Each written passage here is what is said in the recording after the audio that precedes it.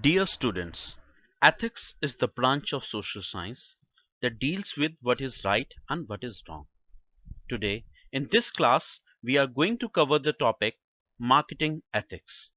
I had also shared a case study concerning the topic in the last class.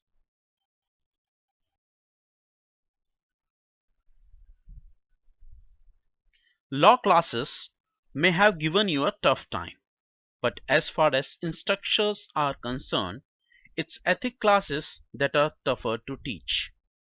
Whereas the law is often a matter of black and white, right and wrong, ethics often covers a fuzzy gray area, shaded by subjective judgments.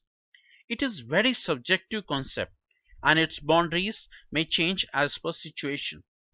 And there is a thin line between grayish white and grayish black. There is a very thin line between completely ethical and completely unethical.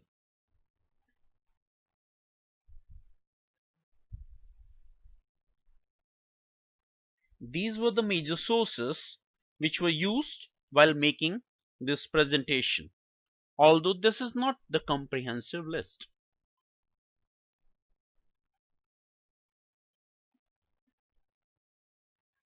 In the subsequent slides, we will discover the situations where any firm could be unethical backed by suitable examples.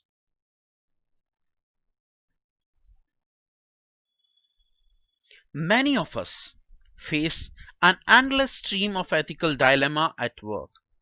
In the product development itself, a firm could be unethical, like Lifebuoy promotes itself to be an active silver product, but the active means nothing because the E is missing over here. And you can see the ad in the next slide as well. So a firm can be unethical in the designing, packaging, branding of any product or service. Kindly see this video. You must have seen the spelling of active, which is wrong, and this was removed later on by the Lifebuoy.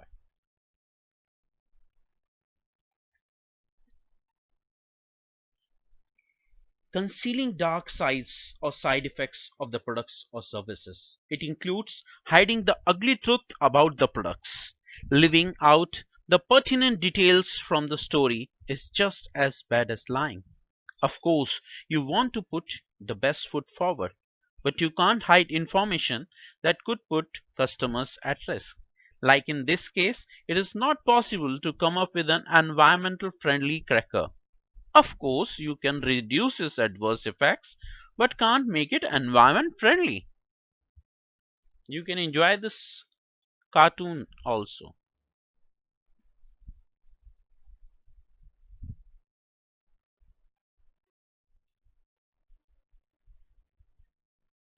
Unhealthy competition includes bad mouthing rival products, like in the advertisement in the pictures you can see. One aspect of it could also be the predatory pricing, which is discussed in the subsequent slides.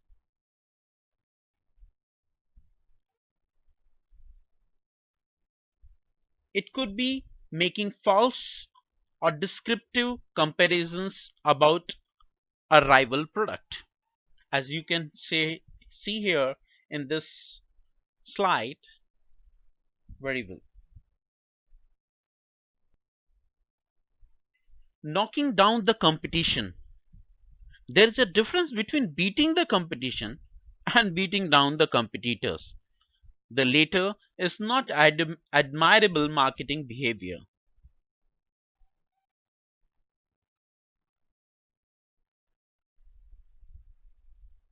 The next is predatory pricing.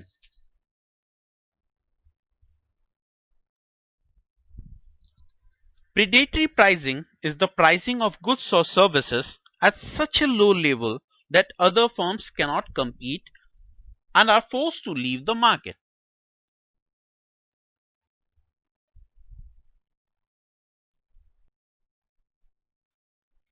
The next unethical behavior which any marketing firm can show is stereotyping. A stereotype is an overgeneralized belief about a particular category of people. It is an overgeneralized belief about a particular category of people. When it comes to gender, religion, nationality, race, age, politics, and other identifiers, marketers must be careful not to offend their audiences with flawed stereotypes and generalization. In the example, you can see the cigarettes for kids and the skin whitening creams. Although cigarette for kids is not a very appropriate example in stereotyping, this was an example of uh, advertising the products, harmful products. This was an example of advertising the harmful product or selling the harmful product, or advertising or selling to the kids, which is again wrong. The better example of this is fairness creams.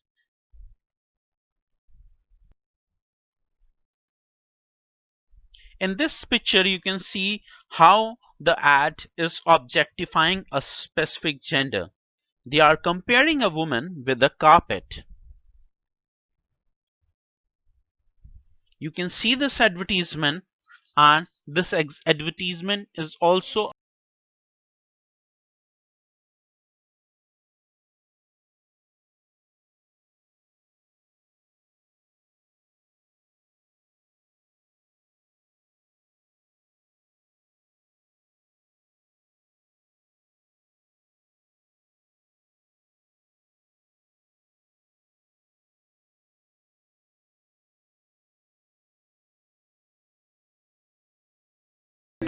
मीठे रसीले आमों से बना mango slice आपसे मिलने के लिए बेसब्र है।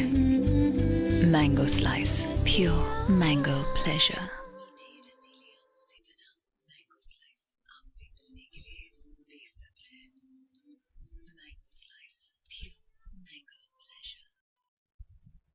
This was an advertisement of a fruit juice and not of a fairness cream.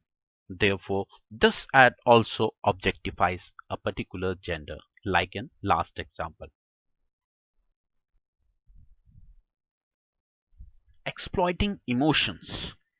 All marketers know that appealing to emotions is an effective way to reach customers, but only when done in a good taste.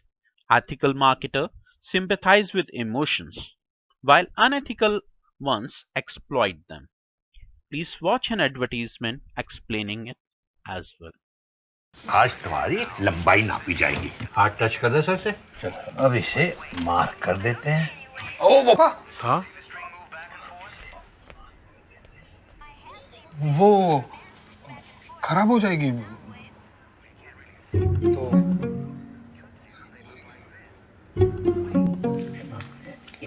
हाथ से नापते हैं ना। आपकी painting को कहाँ लगाया गया है? वहाँ पे। अरे वाह, ठीक लग रहा है? it's in the banking folder. Idea तो बड़ा अच्छा है यार तुम्हारा। एक सेकंड पापा।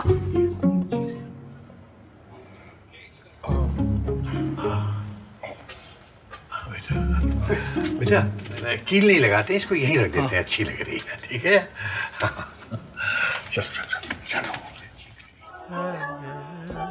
पापा पापा, हाँ दीवार। रुक बदमाश कहीं का, रुक जा। पापा पापा पापा। हाँ बेटा बाहर ही खेलेंगे। आर्यन,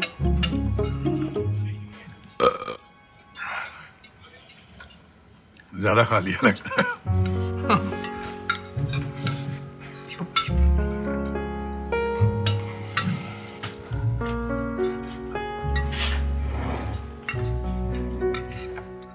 हाथ धो लेना।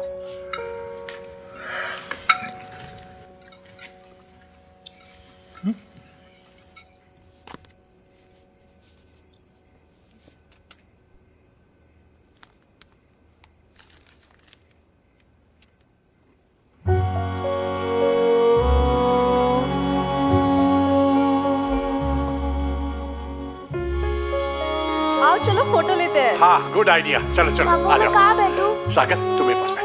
हाँ कैसे बैठे थे? पैर गंदे। अरे घर है बेटा, आराम से बिल्कुल। चलो स्माइल। हाँ भाई ठीक है।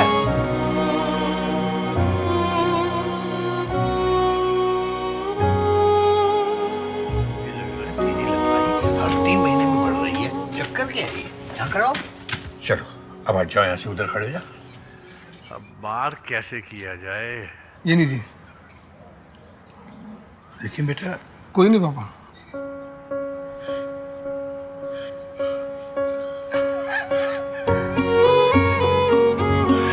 लगता है तेरे पापा बड़े हो गए। ये ना बात। सागर। घर का सबसे खूबसूरत डेकोरेशन है उसमें बसी खुशियां। एशियन पेंट्स, हर घर कुछ कहता है।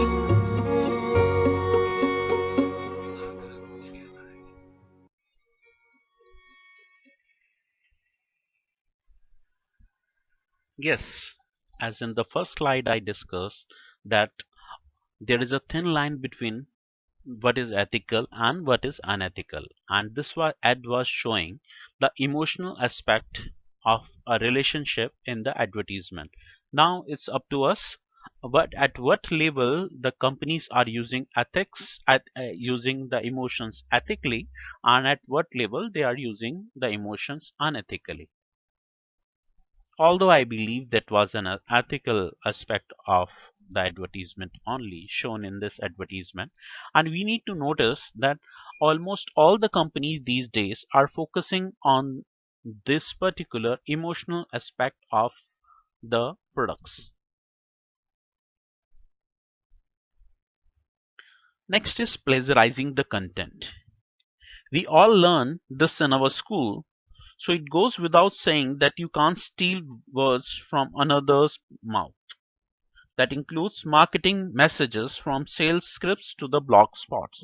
You cannot copy the creatives created by the other advertisers, but or other content. But yes, there are many cases where the marketers are actually plagiarizing their contents. See the next ad on the next slide where the content was copied.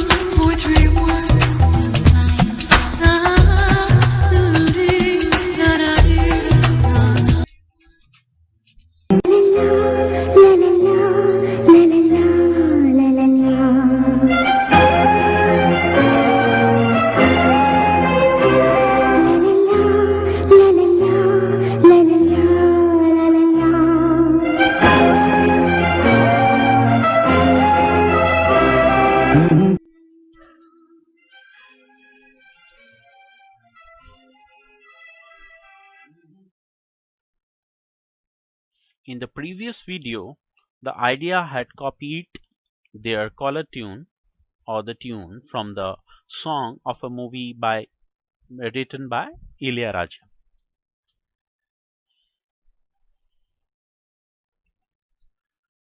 The next is selling clients information without their consent, and in this case Facebook is a great example. We already know how the Facebook had used the personal information of the customer for the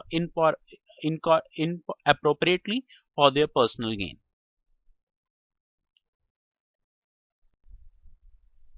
This is an example how the companies can use the testimonials of their customers for the advertisement purpose. But yes, it can be done inappropriately also when it is done without the consent and permission of the customers. The next is exaggerated or unverified claim, like the X ad showing angels falling from the sky after smelling the deodorant. And yes, many deodorant copied this concept later. Or slimming cream by the Nivea, and mostly all of the ads got banned later on by the government.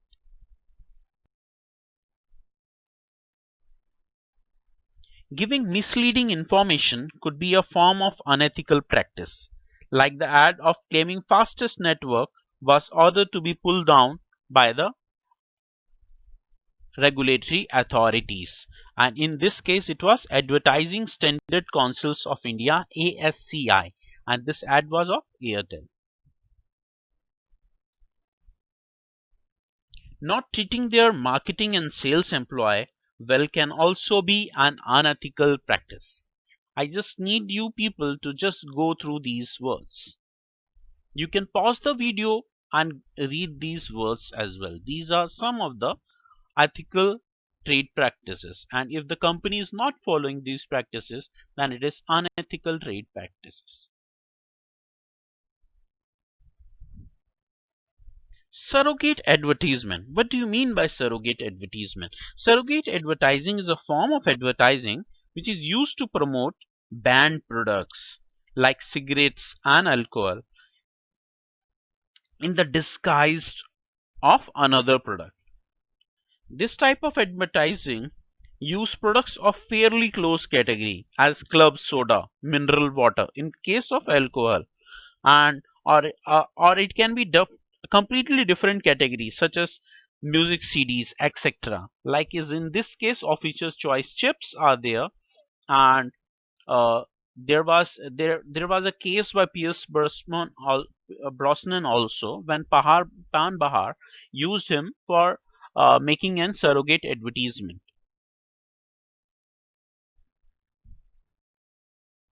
Spamming. Spamming is the use of messaging systems to send an unsolicited messages, spams, especially advertisement, as well as sending message repeatedly. It can be in the form of email spam, instant messaging spams, web search engine spams, social media spams, etc., which is again an unethical practice. And yes, of course, that also annoys the customer and will eventually lead to reduced sales.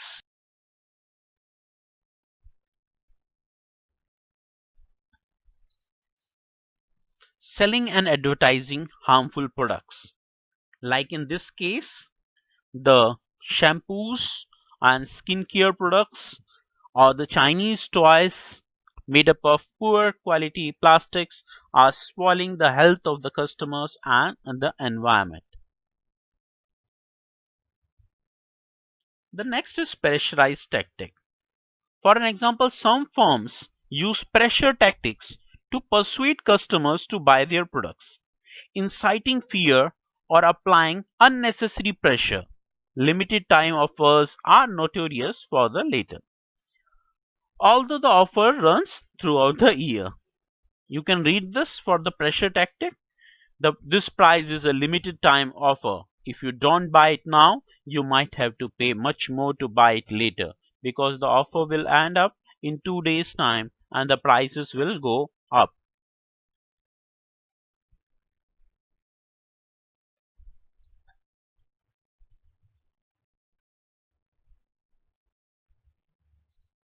Now, how you can create an ethical organization. In next subsequent slides, we will be discussing how any organization can create an ethical information, and how they can create an ethical environment in the organization. The 4 critical features that need to be addressed when designing an ethical culture: exploit the values, thoughts during judgment, incentives, and cultural norms. We will be discussing them in detail now. Explicit values. What do you mean by explicit values? Principles should be clearly stated and can be widely shared within the organization. They should be explicit, clearly mentioned. Would like to share about an activity where 70% of the participants playing an economic game with a partner cooperated for mutual gain when it was called a community game. but only 30% cooperated when it was called a Wall Street game. 70% of the participants, they cooperated for a mutual gain. They accepted to exchange the money when it was called a community game. And when it was called a Wall Street game, only 30% were interested in mutual gain, cooperated for mutual gain, for exchange of money. A mission statement should be simple, short, actionable, and emotionally rich, and it should be communicated well to the employees. The next is thoughts during the judgment. Ethical lapses can be reduced in a culture where ethics are at the center of attention. Several experiments make this point. In one, people were more likely to tell the truth when an honor quote came at the beginning of the form. When honor quote or when honor code of conduct was the first thing in the questionnaire, then the people were more likely to give complete responses in the forms, and that too in the ethical way. So it should be incorporated while any decision making. The ethics should be an integral part of decision making and judgment making. The next is incentives. Just pay the people for acting ethically. Actually, our culture is totally different. We incentivize the person who has actually outperformed, but we don't give consideration to the ethics. And ethics should be given the consideration, and incentives should be given to the person who is behaving ethically. And incentives can be monetary or non-monetary. Um Companies that use pro-social incentives are also likely to produce happiness, and they are the employees which are doing something good for the environment, which are ethical, they also feel good and motivated. The next is cultural or social norms. People often fail to appreciate the power of social norms, so-called descriptive norms. Here peers actually behave, tend to exert the most social influence in one field experiment. There was an experiment conducted in United Kingdom government agency where 13 versions of letters were sent to the negligent taxpayer. There were 13 letters, 13 versions of the letters were sent to the negligent taxpayers, the person who were not paying the taxes. 13 types of letters were sent to them. And the most effective letter, which in comparison to rest 12 letters was the one in which it was written that 9 out of 10 people in the UK pay their taxes on time. That is, 90% of the people pay taxes on time. You are currently in the very small minority of the people who have not paid your tax yet. So it was the impact of the social norm or the social behavior or the descriptive norm or the cultural norm. We tend to do what our society is basically doing. Leaders can encourage an ethical culture by highlighting the good things and their employees are doing, so that there will be a peer pressure on the employees to behave and work properly. Putting this ethical design into the practice. Actually, the ethical design should be incorporated in the organization design itself, while it's hiring, evolution, and compensation. It should be incorporated at all the paces in the organization. I hope we have learned few concepts of marketing ethics in this class, and I'm certain unethical practices will certainly bring some short-term gains to the organization, but in the end, only the ethical companies sustain. Thank you.